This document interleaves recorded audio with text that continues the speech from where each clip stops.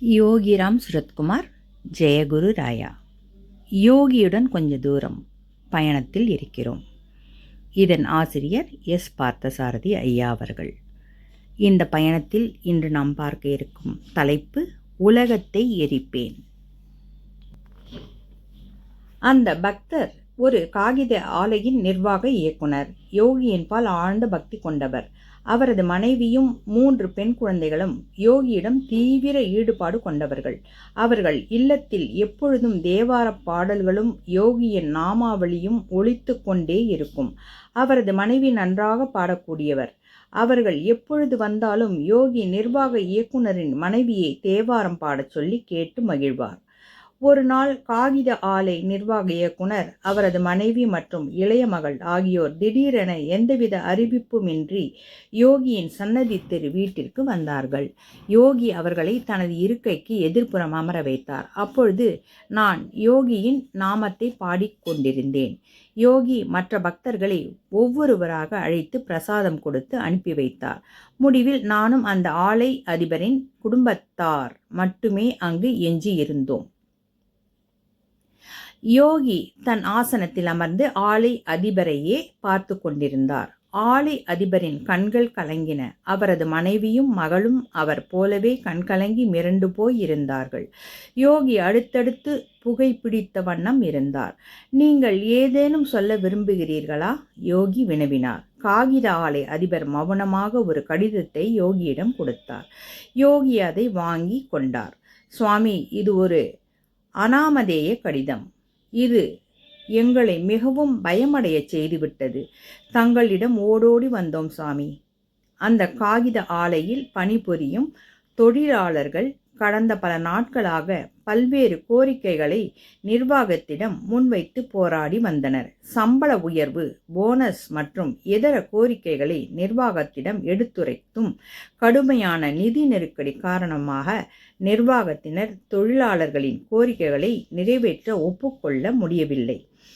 நிதி நிலைமை சீரானதும் அவர்களது கோரிக்கைகளை நிர்வாகம் பரிசீலிக்கும் என பலமுறை சொல்லியும் சில தொழிலாளர்கள் வன்முறையில் ஈடுபட ஆரம்பிக்கவே நிர்வாகம் ஒழுங்கு நடவடிக்கைகளை கண்டிப்போடு செயல்படுத்த ஆரம்பித்தனர். இந்நிலையில் நிர்வாக இயக்குனருக்கு அந்த அனாமதேய கடிதம் வந்தது. அந்த கடிதத்தில் தொழிலாளர்கள் கோரிக்கையை உடனடியாக ஏற்றுக்கொள்ள வேண்டும் அல்லது ஆலை அதிபரின் இளைய மகள் கடத்தி செல்லப்படுவாள் என சொல்லப்பட்டிருந்தது.